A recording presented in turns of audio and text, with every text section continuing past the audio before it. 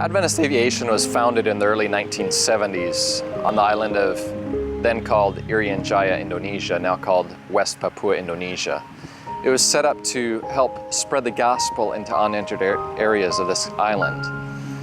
There were villages who had dreams, chiefs of villages who had dreams about a white man carrying a black book, coming to tell them more about the health message, about how they should live, about the three angels' message. And so the aviation program was established to help transport people to areas that they couldn't otherwise reach. The program flourished for a few years, and then it had some challenges. We arrived here in early 90s with my father, who took over the program at that time. It was in a very difficult situation, very difficult time. But since that time, God has blessed. And for the past 22 years, my father, Bob Roberts, has worked here at Adventist Aviation Indonesia and built it to what it is today. A project like this does not go without some challenges, both administratively and assets, physical assets, human resources.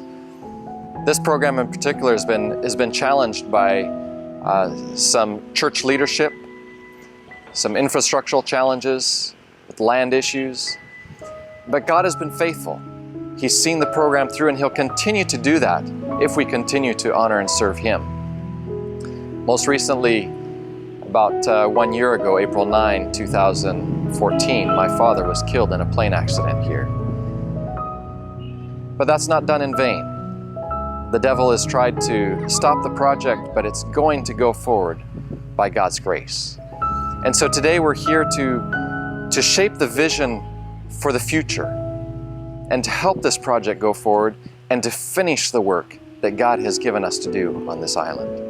The impact of a program like this is sometimes difficult to measure because really without the aviation program, the work in many of the areas just simply could not exist. It would take weeks and months to travel to where you can reach in minutes and hours by aircraft. During the time that my father has been here, we've seen a tremendous change and a tremendous impact in many different areas.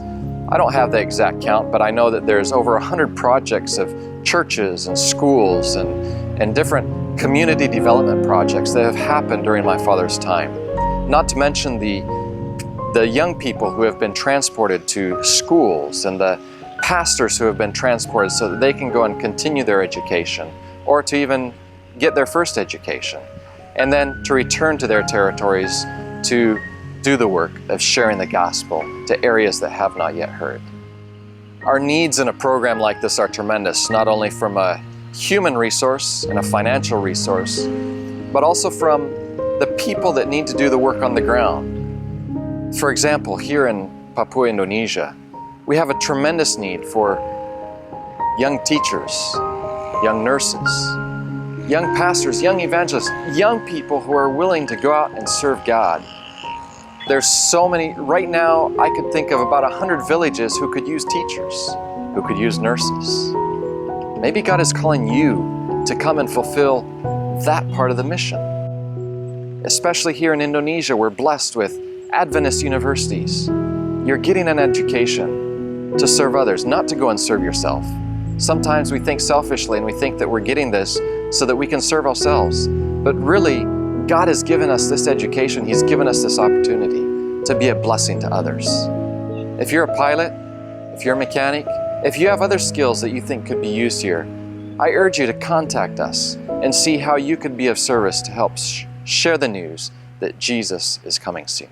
As we look at the future of Adventist aviation, I don't want to plan for 10 years from now. I want to say that we have a few months or just a few years left to finish the work here on this island, to finish the work in this world.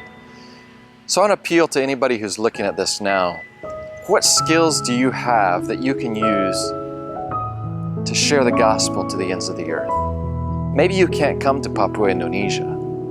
Maybe you can't go to remote parts of the earth. But right next door, there's people who need to know that Jesus is coming soon. And I want each of you to be involved in this message. I want everybody to take up the torch and say, I'm willing to tell others that Jesus is coming because I have that knowledge already. God bless you as you endeavor to do God's will for your life. Thank you.